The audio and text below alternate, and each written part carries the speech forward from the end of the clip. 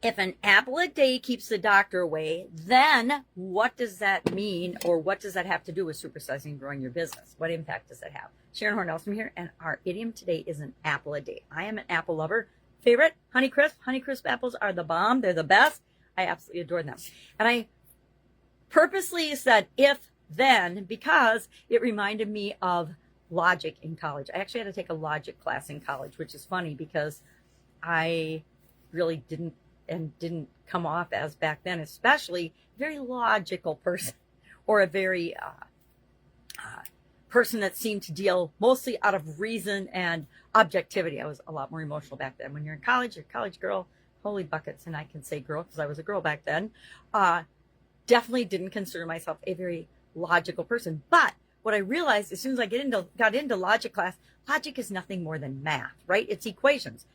Plus and plus equals a plus. Plus and minus equals a, depending on the situation. So once I turned it into math equations, I always loved math, and being an engineer, that made sense for me. So I got an A plus in logic, which was funny because it turns out my mom, who's also not a person that you would consider very optimistic and logical, also got an A plus when she took logic in college. She told me after I got an A plus in logic.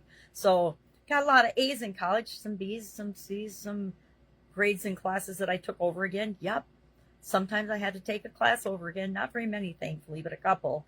And I hate to admit it, but one of those was statistics, which I ended up using statistics for, because I got sick in college, but I ended up using statistics for my entire corporate career, right? And I learned that one of my favorite books is How to Lie with Statistics, because you can make statistics say anything you want them to, which I do not recommend, by the way. I think marketers and business people like to use statistics to convince people to do something.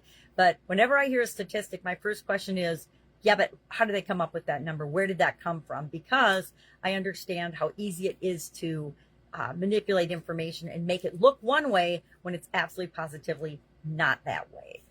So what does this have to do? Where did this idiom come from? An apple a day keeps the doctor away is actually from Wales. It originated in Wales in 1866. It was first an apple on going to bed, and you'll keep your doctor from earning his bread. And that in 1913 changed to, it's an American proverb, and it turned to an apple a day keeps the doctor away, meaning if you eat healthy, if you take care of yourself, if you think about how you're consuming things and what you're consuming, that will impact your physical well-being and your physical health. And that impacts everything else. In this year's annual challenge, we're revisiting our physical goals and our physical well-being. And we're talking about all the topics that we talked about in the month of May. We covered it as part of a 9-part life framework that I share and teach with everybody I know.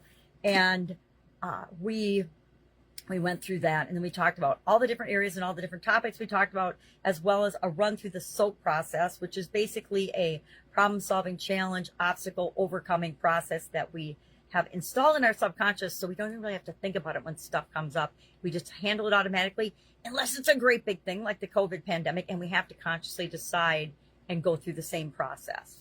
And how do things physically impact us, and how does this particular thing, making good choices, having good habits, impact our ability to grow and build and supersize our business?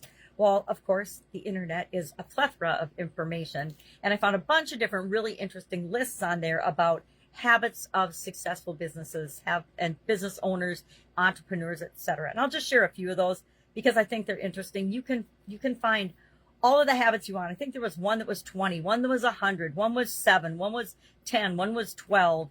But how many habits do you need? You need the ones that work for you. And this is another reminder that we need to pick and choose the things that work for us as we grow and build and supersize our business. Because our journey, although we can model other people, it's going to be slightly different for each and every one of us. So what are some, let's do this one. 7 healthy business entrepreneurial habits.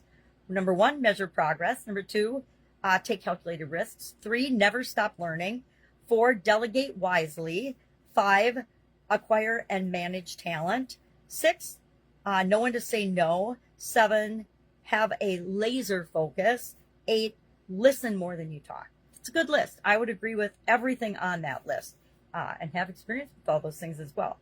Then I found another list that was kind of fun. It said Don't take no for an answer. Depends on what you're looking at, but sometimes no is no for a reason.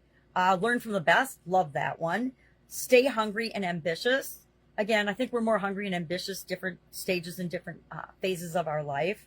But I think that there's this driving, motivating factor that's within us as entrepreneurs and business owners that keeps us moving forward no matter what. Never stand still. Always be moving forward, continually improving, and embracing change. One of the tricks and things I learned when I was much, much younger that I think has kept me going through all the highs and the lows of businesses and of life as well is that change is inevitable. So I better embrace that, and I better figure out how am I going to handle changes and challenges and obstacles and setbacks in a positive way, because they're going to keep at me no matter what, and they're going to keep at all of us no matter what. Nurture business relationships. Absolutely, positively, one of the fastest ways to grow and build and supersize our businesses is to team up with like-minded people, learn from and model what other successful business owners have done before. Inspire those around you. I love that one as well. And then trust your, this is a biggie too. This is one we all learn from experience. Trust your gut, not just the spreadsheet, not just this objective information that you're being fed. Have you ever hired somebody without calling or having somebody check into their resume and references? If you had, and you made a mistake with that, I say you only do that once, because it usually turns out really, really bad for you.